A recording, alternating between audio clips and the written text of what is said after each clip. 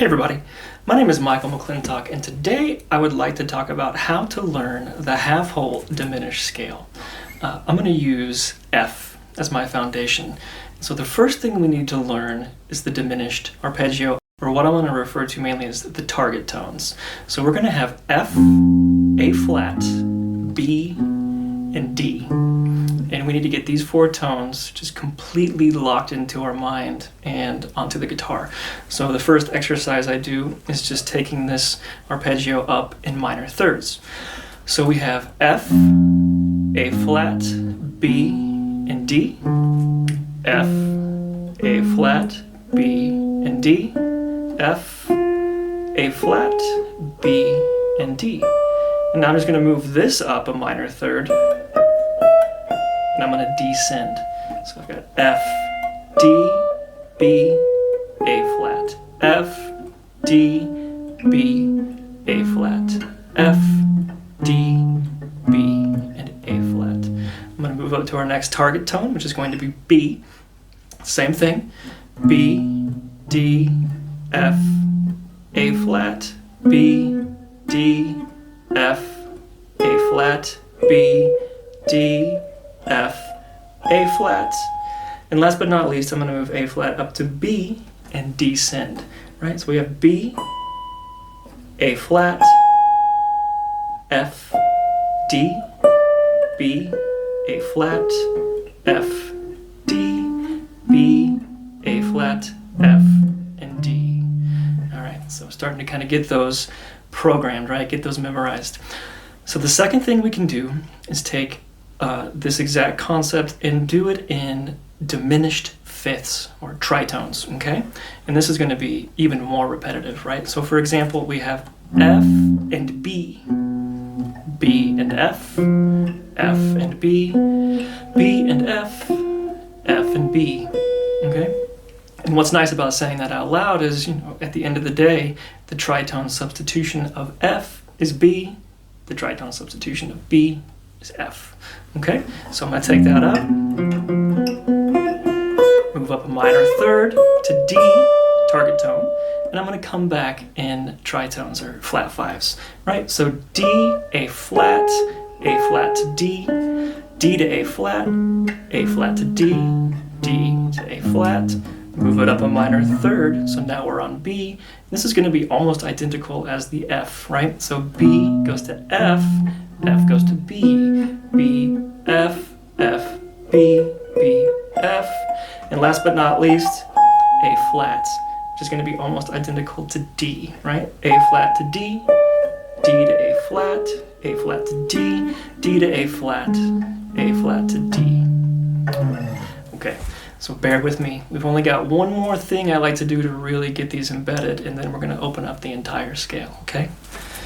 So what we have left, well, we've talked about minor thirds, we talked about the tritone, the flat five, so all we have left are sixths, okay? So I try to explore as best I can this arpeggio running in sixths. So I've got F to D, A flat to F, B to A flat, D to B, F to D, A flat to F, B to A flat, D to B. Move it up a minor third, and I'm just going to descend with the same exact thing using sixths. So D down to F, B to D, A flat to B, F to A flat, D to F, B to D, A flat to B, F to A flat. And so now we're going to take this up a minor third, and we're almost done, I promise.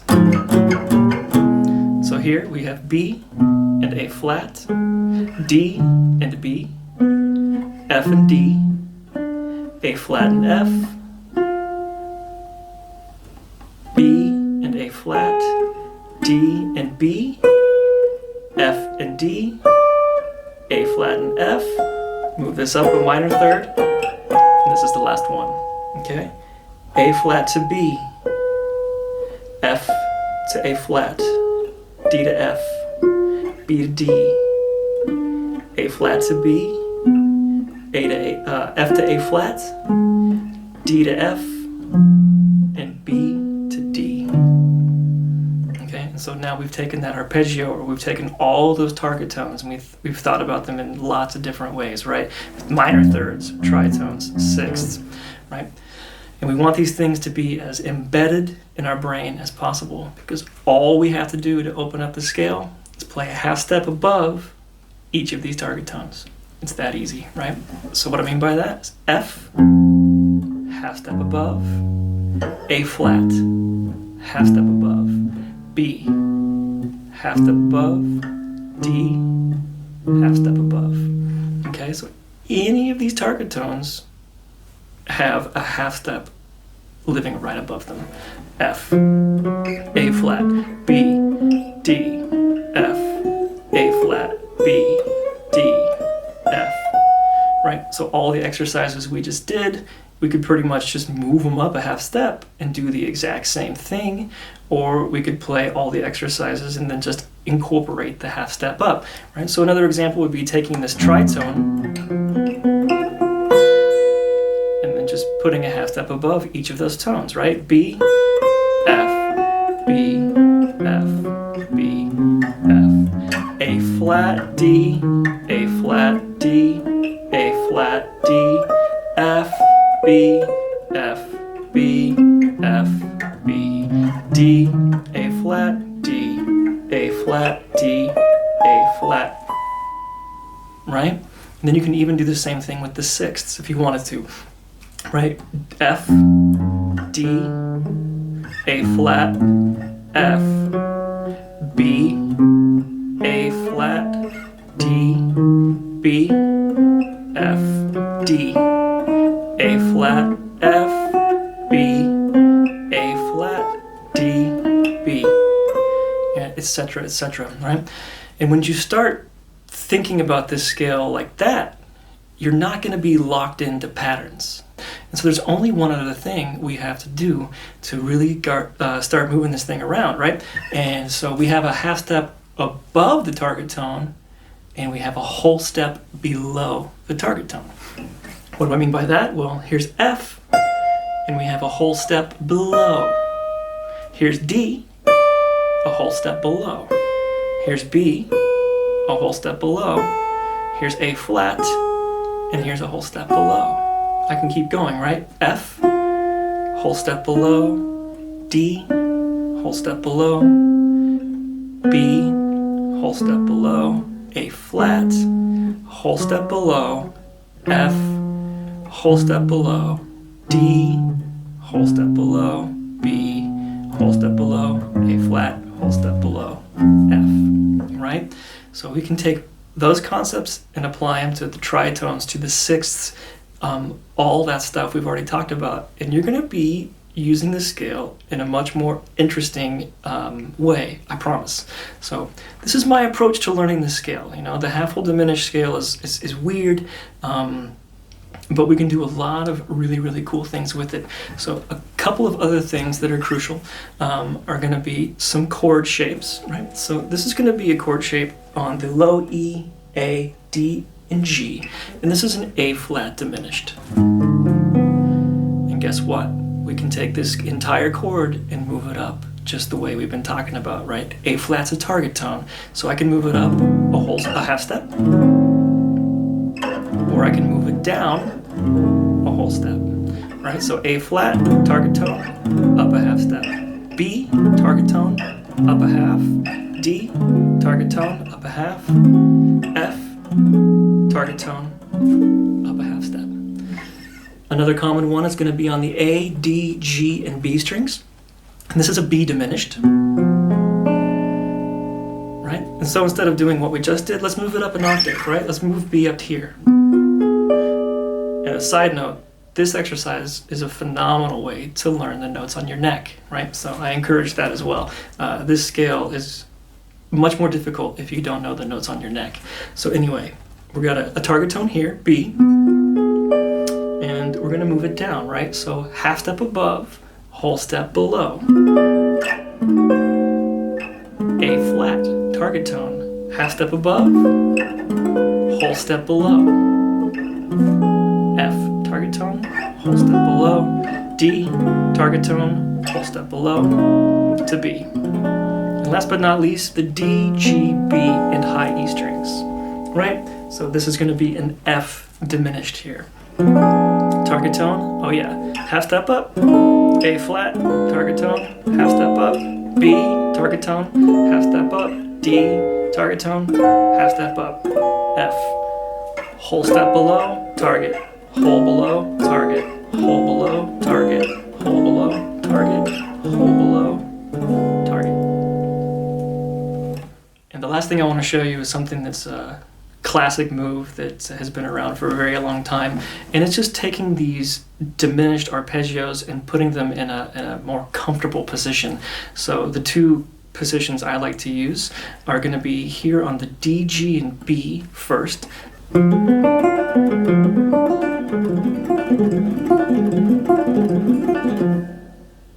And so what this is we're going to start on F, and we're going to hammer on to A flat, and I'm going to take my middle finger to B on the G string, and then I'm going to go to D, and then I'm going to play F on the B string, right? So index finger, pinky, middle, index, pinky, and to come back I'm going to do a pull off from F to D, back to B, and back to A flat. And now I'm sweeping this with my pick, right? So what I mean by that is I'm doing all downstrokes and then all upstrokes.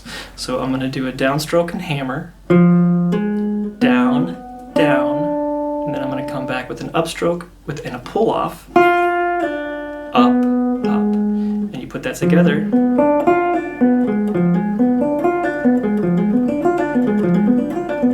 And guess what? Of course we can move this in the whole steps and half steps, right? F is a target tone, half step, target, half, target, half. And last but not least, a fingering for the G, B, and high E strings, okay? So I like to play this arpeggio like this.